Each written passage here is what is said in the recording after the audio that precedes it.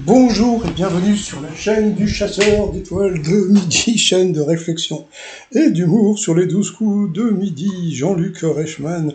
Alors comme l'émission a été tournée au mois de juin, fin juin, c'était pas évident de parler du score, donc bon, ils ont rajouté, et bravo pour le match d'hier, bon c'était un peu ridicule, mais bon c'est pas grave. Mathias, maître de midi, donc aujourd'hui c'est le grand jour, normalement pour lui, pour l'étoile mystérieuse.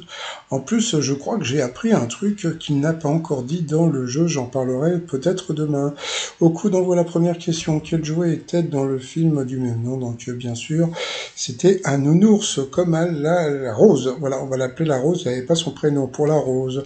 Que font les jeunes de 7 à 19 ans, moyenne 3 heures et 14 par semaine? Eh bien, ils lisent. Oui, ils lisent. Après, vous aviez la verte. Alors, il y a un truc qui m'a beaucoup fait rire, c'est que bon, Z, vous savez, quand elle arrive, toc Z présente, gna gna, etc. Donc, elle a écrit des livres érotiques, des livres pour enfants, et elle est somnambule et elle parle pendant son sommeil.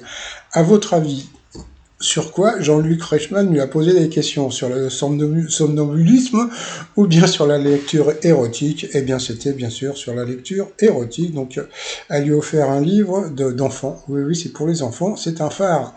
Eh oui. Bon, donc, elle a eu le droit à la question coquine, comme par hasard. Quelle partie du physique fait le plus craquer les célibataires en quête d'amour? Eh bien, c'était le regard. Regardez-moi dans les yeux, embrasse-moi. Après, vous aviez le bleu qui a eu cette question, qui affole les pistes de danse avec Palam Palam. Eh bien, c'était Kili Minogue. Après, pour Mathias, donc quelle œuvre de Pierre Corneille découvre-t-on Chimène? Donc bon, comme il est normand, il aurait pu dire le cidre, mais c'était le cid. Ensuite, au 19e siècle, que devait comprendre une comédienne qui recevait un bouquet de yes? C'était qu'elle était virée. De son propre aveu, qu'est-ce que Yves Bigot n'avait pas le droit de faire quand il dirigeait France 2? Ça, c'était assez connu. C'était de gagner l'Eurovision parce que ça coûte trop cher. Voilà. Donc sur cette mauvaise réponse, elle est passée au rouge. Qui dit rouge dit duel? Elle a pris la rose en duel, qui est tombée sur une question qui n'était pas évidente, qui a reçu de la part d'un prince le titre de comtesse de Giglio. Alors, elle a dit, Clotilde Goro, c'était pas con, parce que bon, je sais elle était mariée ou toujours mariée au comte de Savoie, je sais pas quoi, un truc comme ça, un truc italien. Et puis, en fin de compte, d'autres auraient pensé à Grace Kelly. En fin de compte, c'était Pamela Anderson. C'était vraiment le gros piège. Donc, elle a été éliminée. Et donc, la rose s'appelait Laetitia. Bye bye, Laetitia. Donc, ensuite, eh bien, la verte, Mathias et puis Théo. Il s'appelle Théo. Bon, sont passés au coup par coup. Alors, que peut-on dire des mignons? La mauvaise réponse, c'était que Kevin n'était pas le plus petit, mais le plus grand. Quels souliers sont des bottes, bottines ou boots? La mauvaise réponse c'était les monks. Voilà. Ensuite, quelle commune est bien située? La mauvaise réponse est le maître de midi qui l'a donné. Pourtant, Guittari, c'était assez connu. Donc, sur cette question, il est passé à l'orange. Ensuite, quel personnage associe-t-on toujours à un autre? La mauvaise réponse c'était Cassiopée. Eh bien, sur cette mauvaise réponse, elle est passée au rouge. Qui dit rouge dit duel. Elle a pris Théo Lambleu en duel, mais sauf que qu'est-ce qu'ils ont fait? Ils ont envoyé la pub. Allez, comme c'est la pub t-shirt, aimons-nous vivants, n'attendons pas que la mort ne trouve du talent sur le site 3millions.com, et nous on revient après la pub. Allez, retour de pub. Alors, eh bien, le duel, est-ce que c'est une question facile ou une question difficile? Quel pays compte la plus grande superficie de vignes, destinée à la production de vin? Donc, il est parti sur la France. Bon, pourquoi pas? Eh bien, en fin de compte, eh bien, tout le monde pensait à la Chine, hein, à cause de la taille du pays. Eh bien, c'était l'Espagne. Donc Théo, c'était fini pour lui. Donc ensuite, par rapport au coup fatal, c'était la verte contre Mathias. Quel est le seul pays limitrophe du Portugal, l'Espagne? Quel voyait les doublés dans le mot synonyme? Et là, moi, je vais faire une vidéo spécialement pour elle, je suis désolé, hein, je le ferai demain, mais c'était trop drôle, elle a dit le L.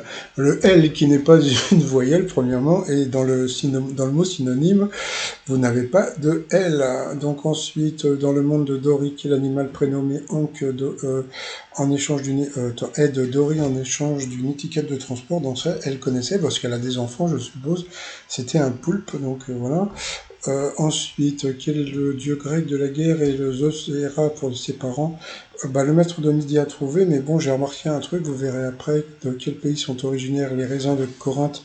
Elle n'a pas trouvé, c'était pourtant simple, c'était la Grèce. Quelle expression utilisée pour débuter une histoire est traduite en anglais par Once upon a time? Donc c'était une fois selon la coutume. Ah, ça aussi, je vais faire une vidéo juste sur sa réponse. Donc là, Jean-Luc Reichmann a été très étonné par sa réponse. Alors j'en reparlerai, créé en 68 le MLF et le mouvement de libération des Foufounes. C'est ce qu'elle aurait pu dire, c'est de la femme. Pour quel film Claude Lelouch a-t-il reçu une palme d'or et 2 Oscars à crise de rire? Parce que je crois qu'il a dit Japlou, donc déjà Japlou c'est un film de Guillaume Canet, et en plus je crois que c'était même, je suis sûr, c'était un homme et une femme. Bon bah il peut pas connaître. Bon, pourtant, Claude Lelouch, en Normandie, il est très connu. Quel livre du Nouveau Testament porte un titre synonyme de fin du monde? Il n'a pas trouvé, c'était l'Apocalypse.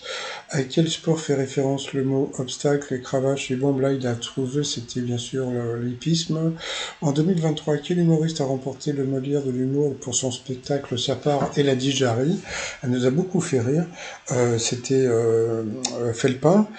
Quelle créature de la mythologie grecque a pour mère la reine Pasiphae?